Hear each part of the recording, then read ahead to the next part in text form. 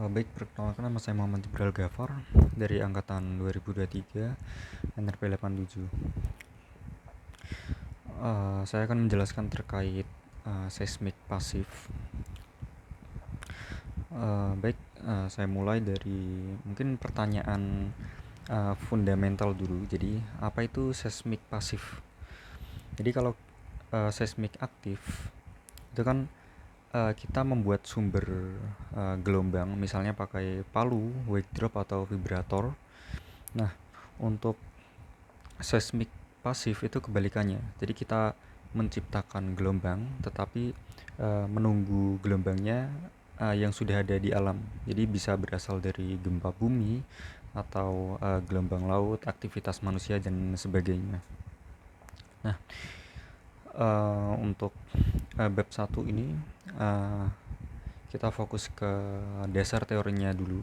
Jadi dalam seismik pasif itu sumber gelombang sangat variatif dari alam. Kita punya gempa lokal, ada gempa regional, lalu ada mikroseismo akibat seperti ombak laut, angin yang menimbulkan bangunan atau getaran dari pergerakan massa di permukaan bumi. Nah, untuk aplikasi utamanya sendiri itu ada beberapa bidang. Itu contohnya ada di geothermal, itu untuk identifikasi zona alterasi atau clay cap atau rekahannya. Lalu di kebencanaan itu bisa identifikasi zona amplifikasinya. Jadi khususnya di HVSR itu untuk bedrock. Lalu ada geoteknik, itu untuk menggunakan profil VS30 atau lapisan tanah lunak.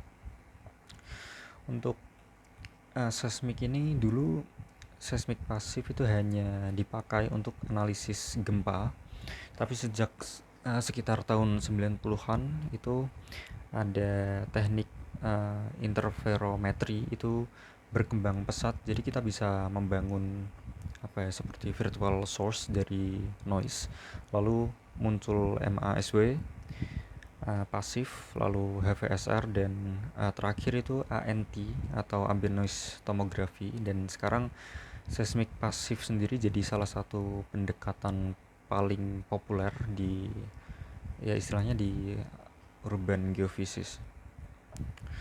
Nah, untuk jenis gelombang seismik, nah kita punya gelombang badan P dan S, di mana gelombang P itu longitudinal, jadi kecepatannya paling cepat. Gelombang S itu yang transversal, jadi kecepatannya lebih lambat dan tidak merambat di fluida. Nah, selain itu ada gelombang permukaan, itu gelombang Rayleigh dan Love. Nah, metode pasif khususnya HVSR dan MASW itu sangat bergantung pada survive wave-nya, terutama di relief wave yang sifatnya dispersif. Untuk parameter gelombangnya, kalau di lapangan kita bakal sering ketemu istilah amplitudo, frekuensi, dan panjang gelombang atau waktu tempuh. Nah, ini parameter berbasis untuk analisis spektrum atau HVSR. Nah, jika ketika gelombang melewati batas antar lapisan, akan terjadi pembiasan dan pantulan, atau biasanya berlaku hukum Snell. Itu masih berlaku untuk interferometri. Jadi reflektivitas antar lapisan itu menentukan bentuk arival dari cross correctionnya, dan dalam HVSR itu kontras impedensinya itu menentukan frekuensi dominannya. Nah, di poin ini atau poin gelombang permukaan itu dispersif, artinya permukaan gelombang ini frekuensinya tinggi dan rendah itu bergerak dengan kecepatan berbeda. Untuk frekuensi tinggi ini biasanya sensitif dan lapisannya sangat dangkal, dan untuk frekuensi rendah ini sensitif di lapisan dalamnya. Ini dasar dari MASW, SASW, dan ANT tadi. Nah, untuk gelombang seismik ini mengalami pelemahan energi karena absorpsi medium dan hamburannya. Jadi, daerah dengan rekahan, fluida, atau clay itu biasanya memiliki atensi tinggi. Ini juga menjadi indikator zona hidrokarbonnya atau geotermalnya.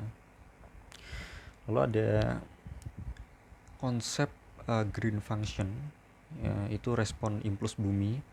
Jadi di interferometry kita mencoba memperkirakan green functionnya antara dua titik hanya dari noise pasif.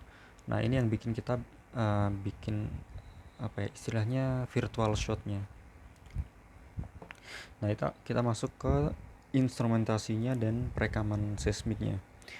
Jadi ini merupakan salah satu bab yang penting. Kenapa penting? Karena dalam seismik pasif kita tidak bisa mengontrol sumber. Jadi satu-satunya hal yang bisa kita kontrol itu adalah di sensornya. Kalau sensornya salah pilih, datanya menjadi banyak noise dan analisisnya bisa menjadi berantakan. Lalu secara umum ada dua tipe sensor.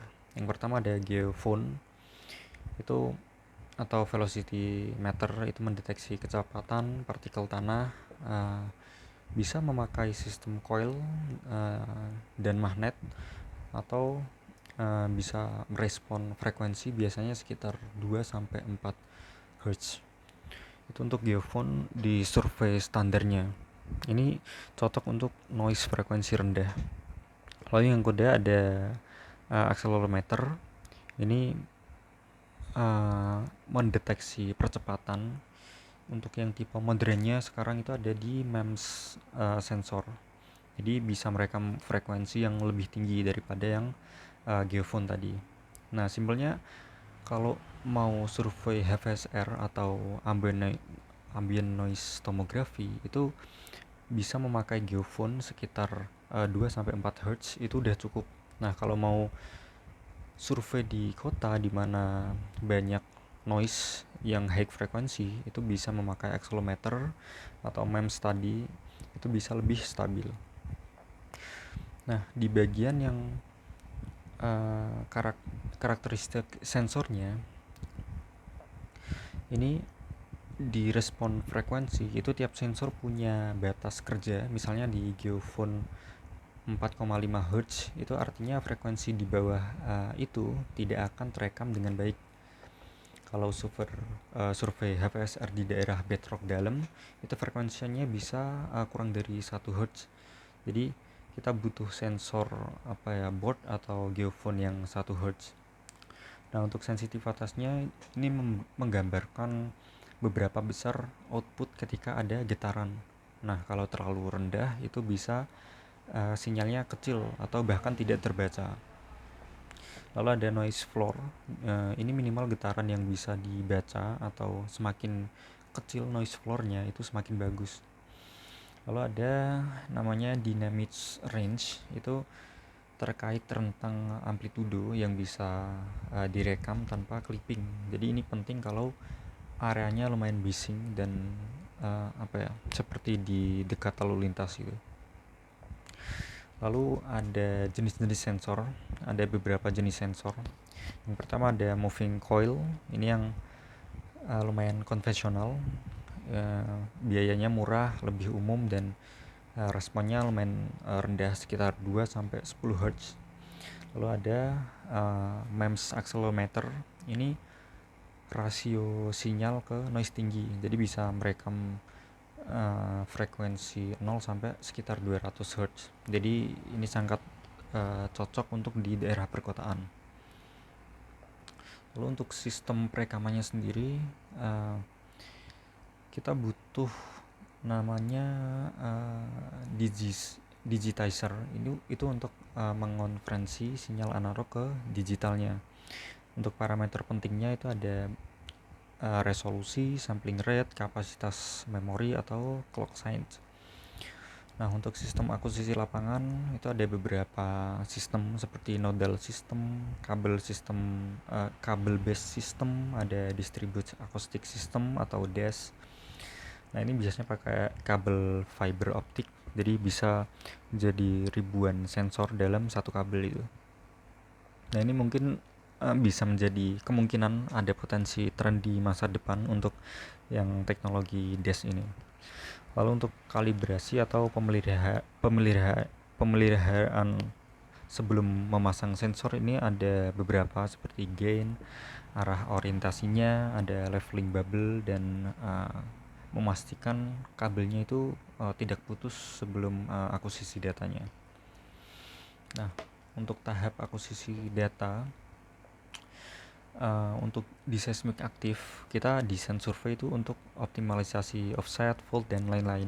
Nah, untuk di seismik pasif ini prinsipnya berbeda karena sumbernya itu tidak bisa dikontrol. Jadi optimalisasi itu geometri sensor dan durasi rekamannya. Jadi untuk pertama ada perencanaan survei. Untuk pertimbangannya itu ada tujuan survei, misalnya HPSR tadi, bedrock depth, MASW versus profilnya. Lalu ada kondisi geologi, apakah ini bedrock dangkal atau dalam. Lalu kondisi lapangan, apakah di urban, pedesaan, atau dekat jalan yang itu memungkinkan banyak noise karena mungkin ada banyak aktivitas manusia atau lalu lintas. Nah, ini harus direncanakan terlebih dahulu untuk tahap pertama. Lalu kedua ada desain geometrinya. Itu ada uh, ada array, line array, lalu ada 2D array, ada L shape, ada circular array. Untuk sensornya biasanya ada beberapa, ada dua, itu spacing kecil atau besar. Untuk misal mau mengambil data di resolusi dangkal tapi bagus, itu bisa spacingnya dibuat kecil, mungkin di kurang dari 5 meter. Nah, untuk spacing besar itu sekitar biasanya 10-30 meter. Nah, ini sensitif ke kedalaman yang lebih dalam, namun untuk resolusinya tidak sebagus yang spacing dangkal tadi, spacing kecil tadi. Untuk pertimbangan akuisisi itu mencakup durasi dan SNR-nya. Jadi durasi pengukuran HFSR itu minimal di 10 menit, itu untuk yang sangat dangkal. Lalu ada yang secara umum itu sekitar 20-30 menit. Kalau mau identifikasi bedrock yang dalam itu bisa sampai 1-2 jam. Nah, lalu untuk teknik pemasangan sensor itu ya biasanya setelah kita memastikan sensor itu harus kontak sempurna dengan tanah atau tidak ada obstacle yang mengganggu seperti akar, soalnya itu bisa mengganggu saat akuisisi, di datanya bisa jelek dan tidak bisa diolah. Nah, untuk itu bisa untuk disiapkan di permukaannya itu diratakan, lalu tanahnya dipadatkan, dan itu bisa juga untuk menghindari lokasi dekat generator atau AC atau tiang listrik. Nah, untuk tantangannya akuisisi sendiri itu biasanya kalau dekat lalu lintas itu ada kendaraan lewat, atau dulu sempat kami melakukan akuisisi pasif di daerah ITS. Nah, itu ketika banyak kendaraan lewat itu lumayan banyak noise-nya karena itu masuk di getaran alami dari motor lewat atau jalan kaki manusia, itu bisa masuk ke sinyal atau geofonnya tadi. Lalu kita masuk ke bab selanjutnya di seismic interferometry.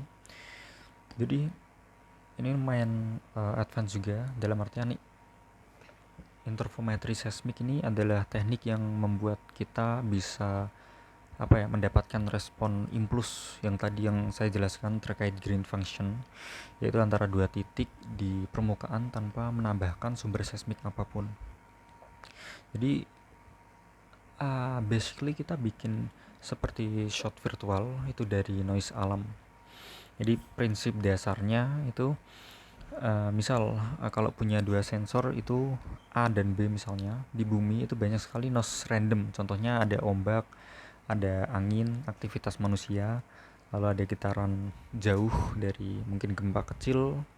Nah, noise itu datang dari berbagai arah dan direkam oleh kedua sensor tersebut. Nah, kalau kita cross correlation di sinyal A dengan B itu selama waktu yang panjang, mungkin 20 menit sampai seharian, maka itu bisa membuat komponen noise yang konsisten dari arah tertentu akan terstack gitu. Jadi untuk komponen yang acak itu juga tercancel juga.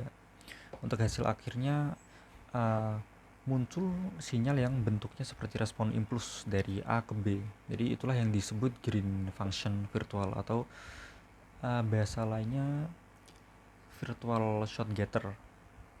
Nah, setelah kita menemukan green function, kita bisa memperlakukan sensor B tadi seolah-olah menjadi shot point. Jadi manfaatnya untuk apa? Untuk estimasi kecepatan P atau S antar sensor. Juga mendapatkan struktur bawah permukaan itu dengan tomografi. Nah, pokoknya seolah-olah kita punya seismograf versi pasifnya gitu. Lalu jenis interferometri itu ada 3 varian umum. Yang pertama ada cross correlation, itu yang paling umum. Lalu ada deconvolution, lalu ada cross coherency. Nah, untuk asumsi dan keterbatasannya itu seperti contohnya sumber noise itu harus tersebar merata. Kalau tidak, itu sinyal arah tertentu itu akan dominan atau bias. Lalu ada asumsi resisporisi, itu contohnya di respon A sampai ke B itu sama dengan B sampai ke A. Lalu juga dibutuhkan durasi rekaman yang cukup panjang, setidaknya puluhan menit atau idealnya sebenarnya berjam-jam agar kita mendapat data yang lumayan banyak untuk nantinya diolah. Nah, untuk aplikasinya di interferometri tadi itu dipakai untuk pertama pemulihan reflektivitas, lalu ada estimasi kecepatan gelombang, itu dua gelombang utama tadi yang di VP sama VS. Lalu ada ambient noise atau tomografi, itu bisa menghasilkan peta VS 2D atau 3D-nya. Nah, lalu kita masuk ke bab gelombang permukaan tadi yang sudah saya jelaskan di awal terkait HVSR, SASW, dan MASW. Nah, ini adalah jantung pengolahan seismik pasif sebenarnya untuk di near surface-nya. Jadi banyak mungkin pekerjaan geoteknik atau bendungan, site response, atau salah satunya di geothermal ringan itu menggunakan micrometer tadi di HVSR,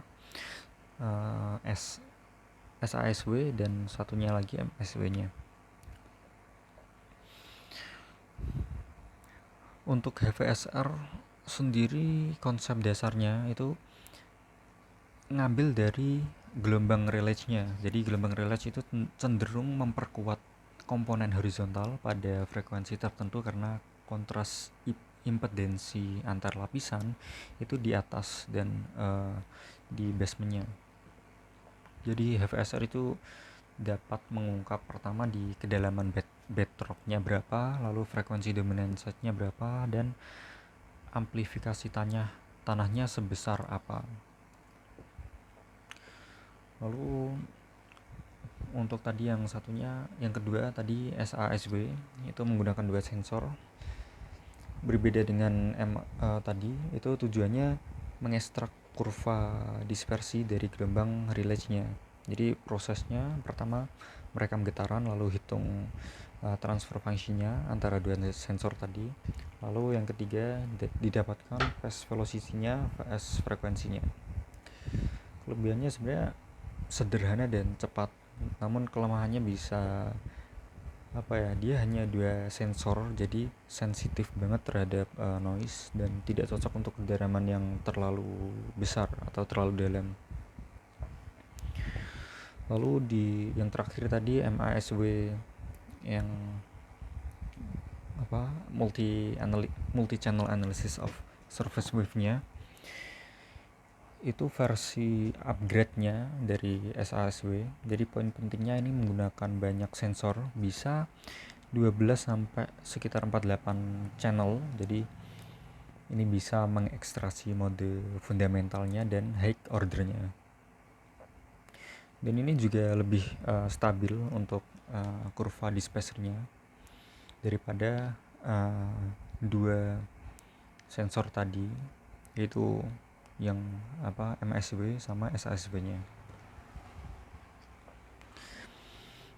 Lalu untuk kita masuk tahap pengolahan. Jadi ini yang dilakukan geofisis ya khususnya. Jadi pertama di tahap pre-processing.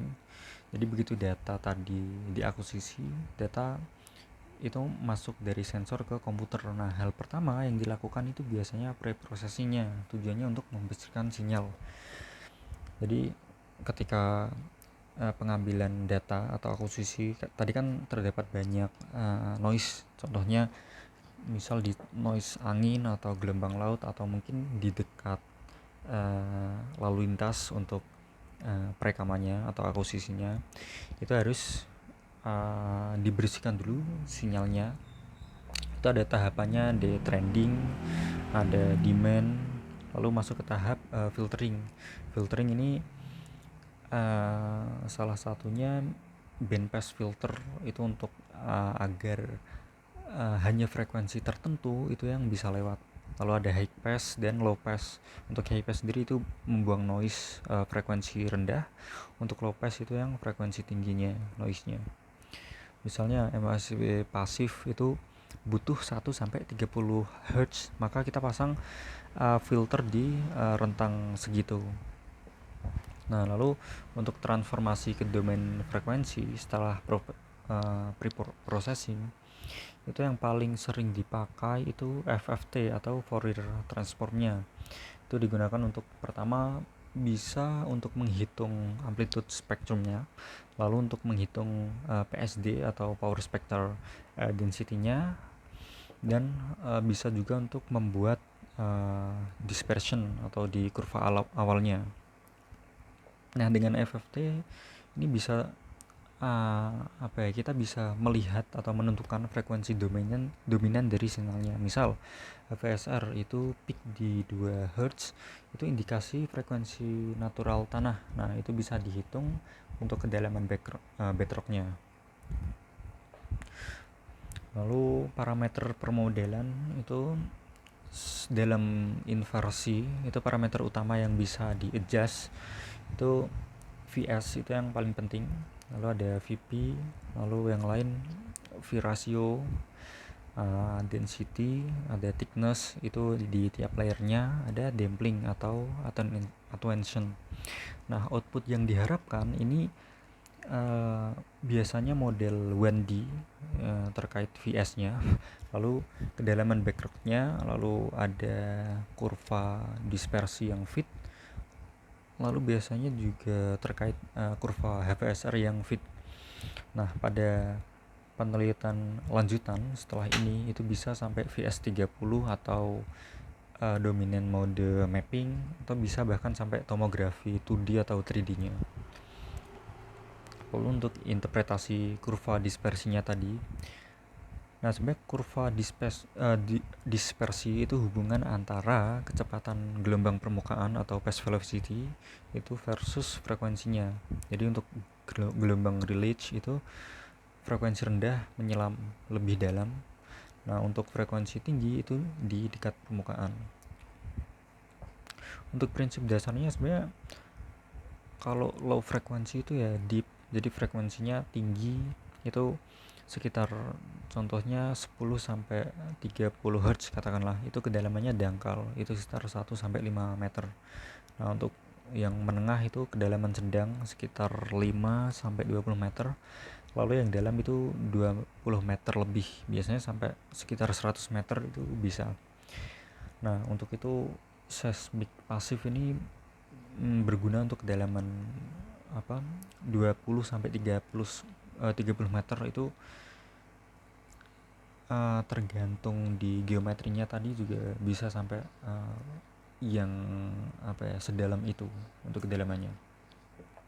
Nah, terkait kurva dispersi sendiri itu yang bagus itu contohnya biasanya untuk kurva dispersi itu pertama bentuknya jelas atau bentuknya menurun itu dispersif, terus tidak banyak outliernya, terus dominan pada di mode fundamental, lalu spektrum pada outputnya itu sangat kuat atau energinya itu cukup.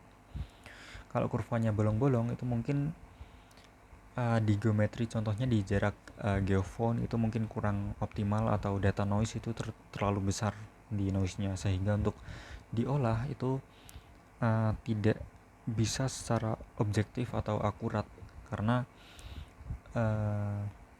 dari akusisinya itu terpengaruh noise yang sangat besar. Jadi untuk solusinya sendiri daripada bingung untuk mengolah itu yang paling solutif ya mengambil data lapangan lagi. Makanya tadi saya jelaskan terkait pengambilan datanya itu bisa disesuaikan. Misal wilayahnya terlalu banyak noise itu bisa diperpanjang untuk durasinya sekitar mungkin 1-2 jam agar sinyal naturalnya yang dapat diambil dari akusisi tadi itu bisa banyak dan bisa mempresentasikan objektivitas perekamannya tadi. Nah, untuk bentuk kurvanya itu tadi ada kurva tajam menurun, ada kurva landai, kurva patah di tengah, atau kecepatan rendah pada frekuensi tinggi. Nah, untuk kecepatan rendah pada frekuensi tinggi ini rawan likuifaksi. Jadi biasanya di topsoil yang sangat lunak, dan ini sangat berpotensi dan sangat rawan di likuifaksi tadi. Lalu diintegrasi interpretasinya setelah pengolahan tadi ini intinya ini bagaimana cara menghubungkan hasil seismik tadi dengan geologi nyata di lapangannya. Tadi kan udah dijelaskan terkait MASW, HPSR, ambient noise, dan zone inversionnya. Nah, sekarang bagaimana cara menghubungkan parameter seismik dan geologinya. Jadi prinsip dasarnya sebenarnya simple. Pertama di VS rendah itu materialnya lunak, itu biasanya clay, soil lepas atau sedimen di aluvial. Nah, kenapa VS-nya rendah? Itu karena partikelnya renggang atau bahasanya stiffness-nya itu lemah atau gelombangnya lambat. Nah, untuk kedua di VS tinggi itu biasanya batuan keras, contohnya limestone, ada balsat atau granit, andesit atau bedrock lainnya yang batuannya lumayan keras daripada yang VS rendah tadi. Nah, untuk material keras sendiri itu menghasilkan modulus shear yang lumayan tinggi dan gelombangnya cepat. Lalu yang ketiga ada impedensi akustik. Di impedensi seismik itu semakin besar perbedaan kecepatan antara lapisan itu semakin jelas juga boundariesnya. Nah, ini akan kepake juga buat interpretasi di liktologi dan strukturnya.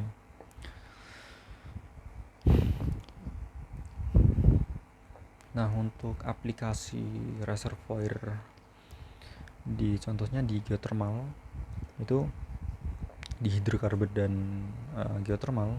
Kalau di hidrokarbon ini hal yang kadang bisa dideteksi itu di zona low atau VS yang berhubungan dengan gas shallow.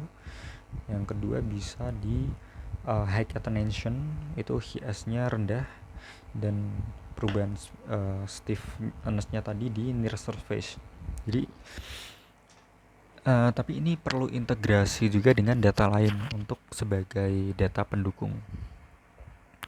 Lalu untuk studi kasus terintegrasi, contohnya setelah interpretasi tadi, itu biasanya di MASW sendiri itu dapat contohnya MS30 itu ditambah near surface layering, lalu untuk HPSR sendiri dapat kedalaman bedrock.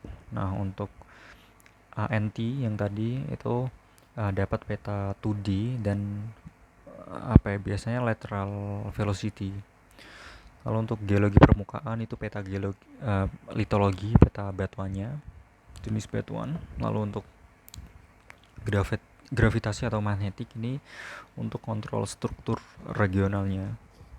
Nah, untuk data-data ini lalu digabung dan diintegrasi, dan hasilnya ini model geologi yang jauh lebih lengkap dan bisa menjaga objektivitas dan keakuratan pada interpretasi itu sendiri.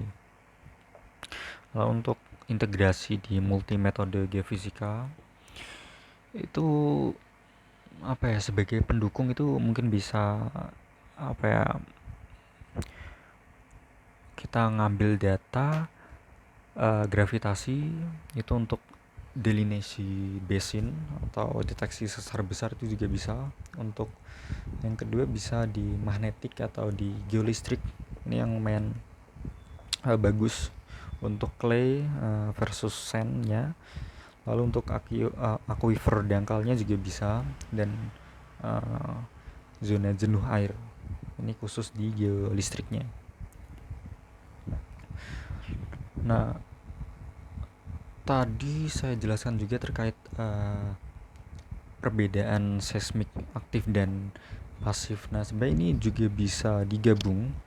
Jadi misal seismik aktif itu ditambah seismik pasifnya. Nah, ini bisa outputnya nanti di road design atau geotechnical engineering, biasanya pakai itu. Lalu untuk geothermal itu di near surface mapping. Jadi integrasi ini lebih bisa lebih akurat dan tidak terlalu ambigu. Nah, untuk keunggulan seismik pasif ini yang pertama murah.